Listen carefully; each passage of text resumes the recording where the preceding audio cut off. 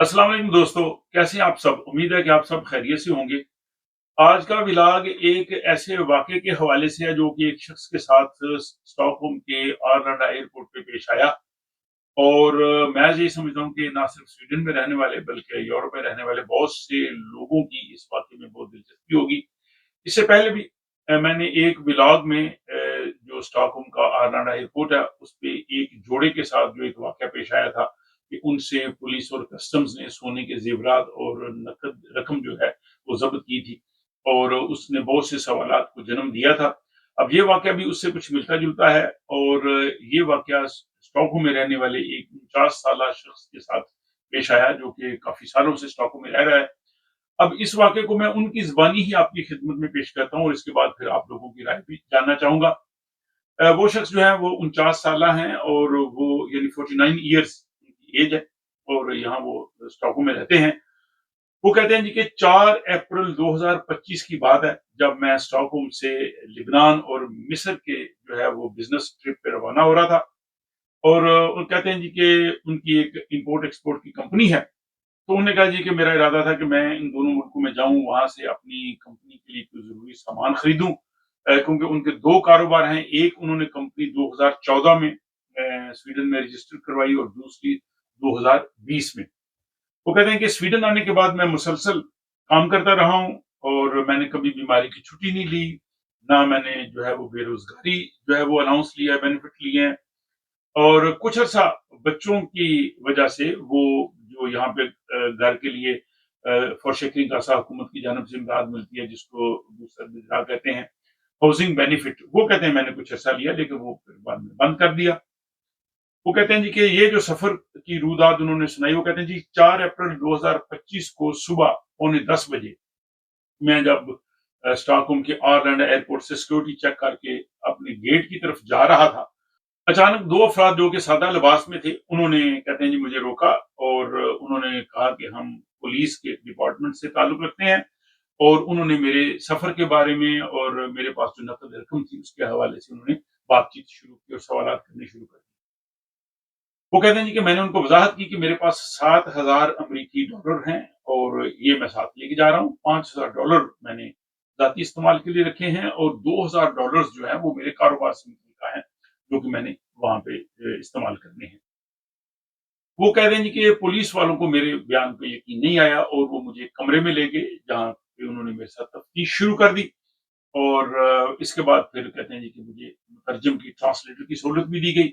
जब ट्रांसलेटर आया तो मैंने उसको सारी तफ़सील बताई अपने कारोबार की, अपनी तनख्वाह की, अपनी आमदनी की। ये और उसके बाद कहते हैं कि मैंने अपने मोबाइल से उनको टैक्स के डॉक्यूमेंट्स भी दिखाए कि मैं कितना टैक्स दे रहा हूँ, अपने कारोबारी सबूत भी दिखाए।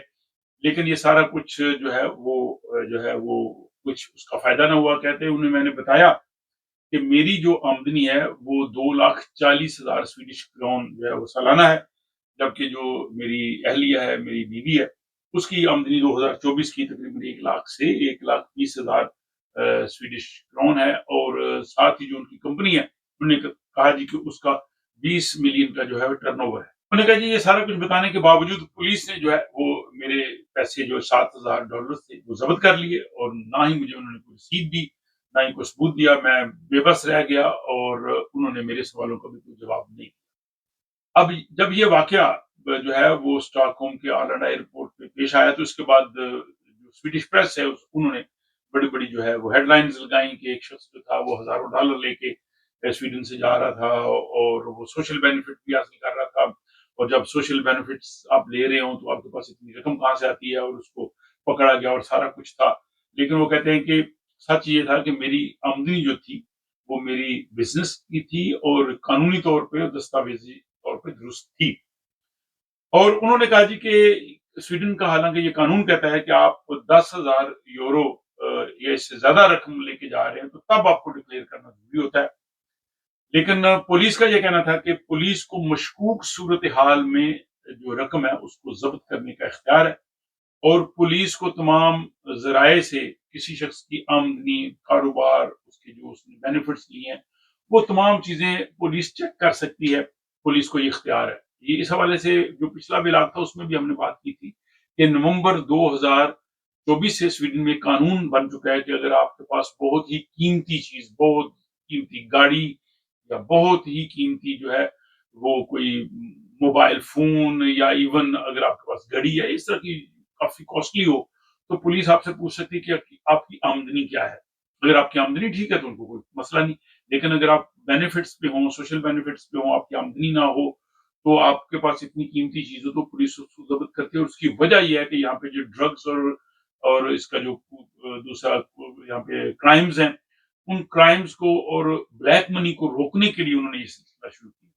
تو بہرحال اس شخص نے جو صورتحال بتائی وہ میں نے آپ کے سامنے رکھی۔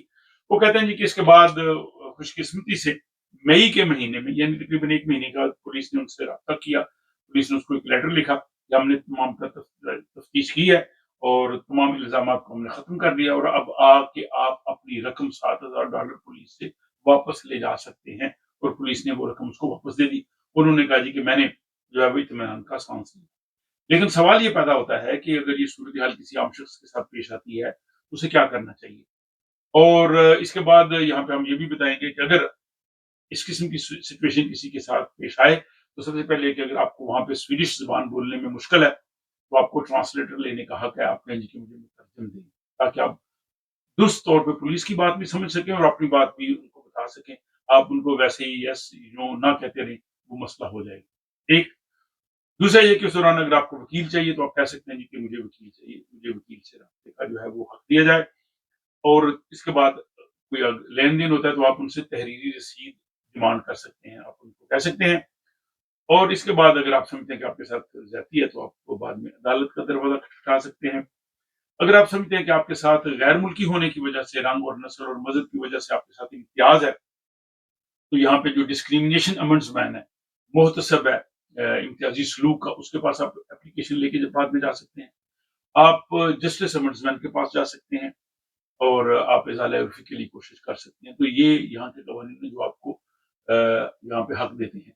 تو بہرحال اس واقعے کے بعد جو کہ آرلینڈا ایئرپورٹ پہ پیش آیا ایک 49 سالہ شخص کے ساتھ 4 اپریل 2025 کو، اس کے حوالے سے آپ کیا کہتے ہیں؟ آپ کی رائے بڑی اہم ہوگی۔ اور اس حوالے سے اگر آپ کے ساتھ اس قسم کا کوئی واقعہ یا کوئی کسی جاننے والے کے ساتھ پیش آیا تو اس کے حوالے سے بھی ضرور بتائیے گا۔ اور اگر آپ یہ سمجھتے ہیں کہ یہ انفارمیشن کئی لوگوں کے کام آ سکتی ہے تو برائے مہربانی ان کے ساتھ شیئر کیجیے گا۔ اپنا خیال رکھیے گا اور اگلے ولاگ تک کے لیے مجھے اجازت دیں۔